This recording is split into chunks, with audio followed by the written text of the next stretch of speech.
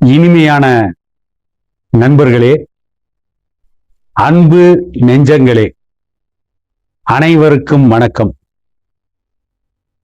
தமிழகத்தில் ஆட்சிக்கு வந்த தமிழக வெற்றி கழகம்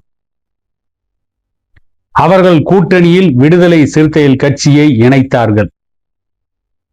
கூட்டணி மந்திரி சபையில் விடுதலை சிறுத்தைகள் கட்சியின் வன்னியரசுக்கு சமூக நீதித்துறை அமைச்சர் என்கின்ற முக்கிய பொறுப்பை கொடுத்தார்கள். கிராமத்தில் ஒரு பழமொழி சொல்வதைப் போல, கட்டிச்சோத்து மூட்டையில் சுண்டெலியை வைத்து கட்டிவிட்டார் நடிகர் விஜய்.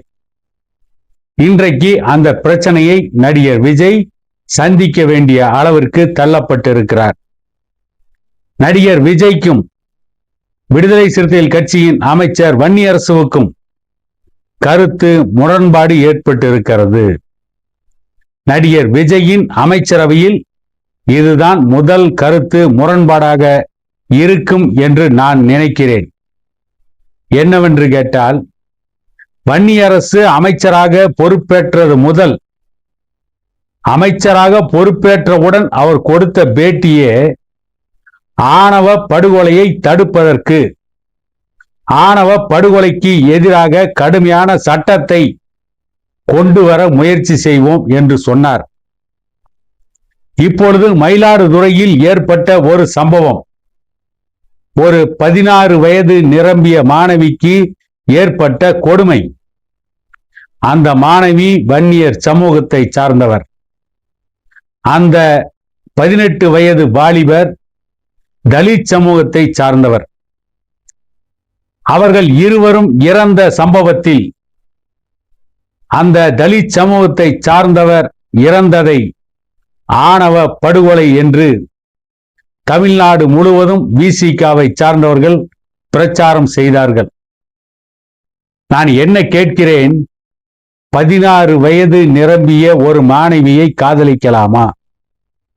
16 வயது நிரம்பிய மாணவிக்கு பாலியல் வன்கொடுமை நடந்தால், பாலியல் சீண்டல்கள் நடந்தால் அது போக்சோ சட்டத்தின்படி கடுமையான குற்றம். அந்த சட்டத்தில் பெரும்பாலும் தண்டனை தான் கிடைக்கும். ஆனால் அதை பற்றி இவர்கள் யாரும் பேசவில்லை. நான் பேச வந்த செய்தி என்னவென்று கேட்டால், வன்னியரசு சொன்ன ஆணவ படுகொலையை சட்டமன்ற கூட்டத் தொடரில் கொண்டு வர வேண்டும் என்று தீவிரம் காட்டுகிறார். அதற்கு முதலமைச்சர் விஜய் வளைந்து கொடுக்காமல், இப்பொழுதே ஆணவ படுகொலைக்கு எதிராக சட்டம் கொண்டு வருவதற்கு தீவிரம் காட்டக்கூடாது, பொறுமையாக யோசித்து முடிவு செய்யலாம் என்று விஜய் நினைப்பதாக ஒரு செய்தி இருக்கிறது. அது உண்மையா பொய்யா என்று சரியாக விசாரிக்க வேண்டும். ஏனென்றால் கண்ணால் காண்பதும் பொய், காதால் கேட்பதும் பொய், தீர விசாரிப்பதே மெய் என்பதுதான் கடந்த கால அனுபவங்கள். நடிகர் விஜய் ஒப்புக்கொண்டாரா இல்லையா என்பது வேண்டுமானால் சந்தேகத்திற்கு இடமளிப்பதாக இருக்கலாம். ஆனால் வன்னியரசு ஆணவ படுகொலைக்கு எதிராக சட்டம் இயற்ற வேண்டும் என்று சொன்னது முழுக்க முழுக்க உண்மை. விடுதலை சிறுத்தைகள் கட்சியும் வன்னியரசு போன்றவர்களும் ஆண்டாண்டு காலமாக இதைத்தான் பேசிக் கொண்டிருக்கிறார்கள். நாம் ஏற்கனவே பலமுறை குறிப்பிட்டு இருக்கிறோம். தமிழ்நாட்டில் மட்டுமல்ல, ஒட்டுமொத்த இந்தியா முழுவதும் ஆணவ படுகொலைக்கு எதிராக மட்டும் சட்டம் கொண்டு வந்தால் போதுமா? அதுவும் கடுமையான சட்டத்தை கொண்டு வந்தால் போதுமா? அப்படி என்றால் மற்ற படுகொலைகள் நடக்கலாமா? சொத்து தகராறில் கொலைகள் நடக்கலாமா? பாலியல் வன்கொடுமையில் பெண்களை கொலை செய்யலாமா? இவற்றை சட்டம் தண்டிக்க வேண்டுமா வேண்டாமா? கொலை என்று வந்துவிட்டால், படுகொலை என்று வந்துவிட்டால் எந்த சட்டமும் வேடிக்கை பார்க்காது. சட்டம் தன் கடமையை செய்யும். காவல்துறையை சார்ந்தவர்கள் முடிந்தவரை அவர்கள் கஷ்டப்பட்டு புலனாய்வு செய்து கொலை சம்பந்தமாக பல விஷயங்களை ஒவ்வொரு கொலை வழக்கிலும் துப்பு துலக்கி குற்றவாளிகளை கைது செய்து நீதிமன்றத்தில் நிறுத்துகிறார்கள். அதற்கு பிறகு நீதிமன்றத்தில் நடத்தப்படுகின்ற விசாரணை, வாதங்கள், பிரதிவாதங்கள், சாட்சிகள், சான்றாவணங்கள், இதை வைத்து நீதிமன்றம் நடவடிக்கை எடுக்கிறது, தீர்ப்பு கொடுக்கிறது. அந்த தீர்ப்பு சில நேரங்களில் குற்றம் சாட்டப்பட்டவருக்கு பலனளிப்பதாக இருக்கலாம். சில நேரம் குற்றம் செய்யாதவருக்கு கூட தவறான தீர்ப்புகள் கிடைக்கலாம்.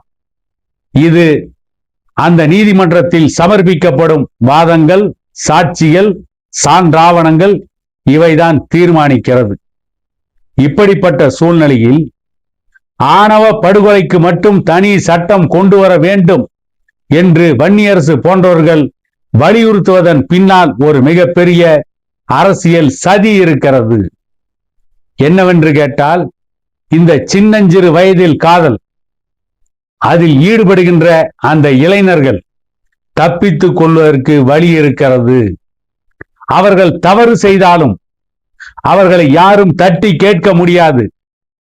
மயிலாடுதுறையில் 16 வயது மாணவிக்கு ஏற்பட்ட கொடுமை, 16 வயது மாணவியை காதலித்ததால் அவர்களுடைய பெற்றோர்கள் அந்த பெண்ணை காதலித்தவனை கண்டித்திருக்கிறார்கள்.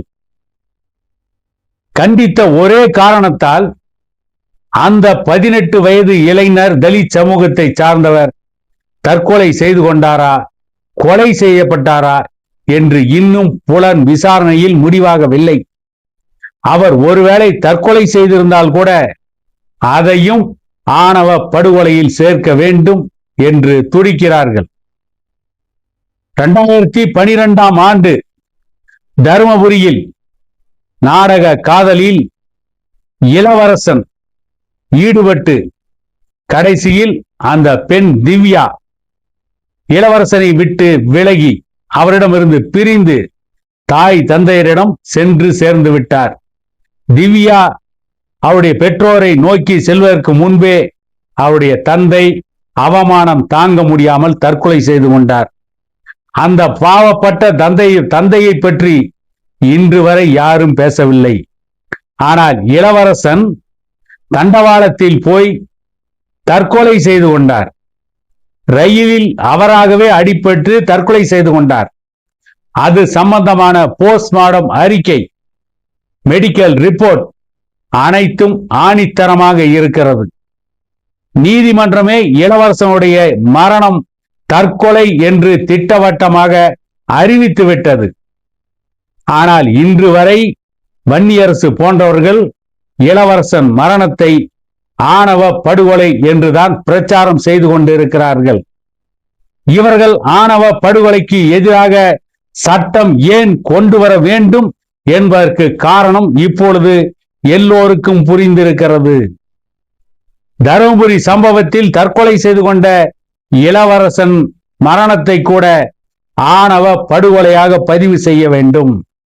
அந்த அளவிற்கு சட்டத்தை மாற்ற வேண்டும்.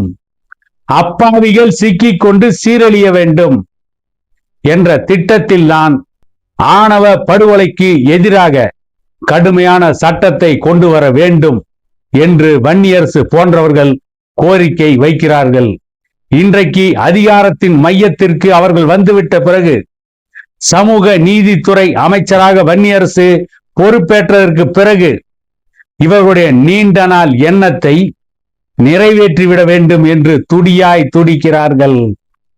ஆணவ படுகொலைக்கு எதிராக சட்டம் கொண்டு வந்து விட்டால் எந்த பெண்ணை பெற்ற பெற்றோரும் பெண்ணுக்கு ஆதரவாக நிற்க முடியாது.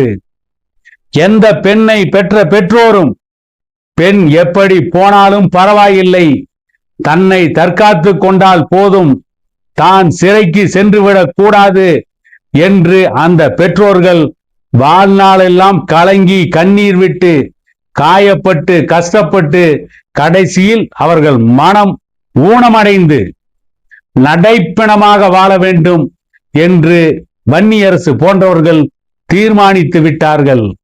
ஆகவேதான் ஆணவ படுகொலைக்கு எதிராக கடுமையான சட்டத்தை கொண்டு வர வேண்டும் என்று சொல்கிறார்கள். நம்மை பொறுத்தவரை என்ன கேட்கிறோம்?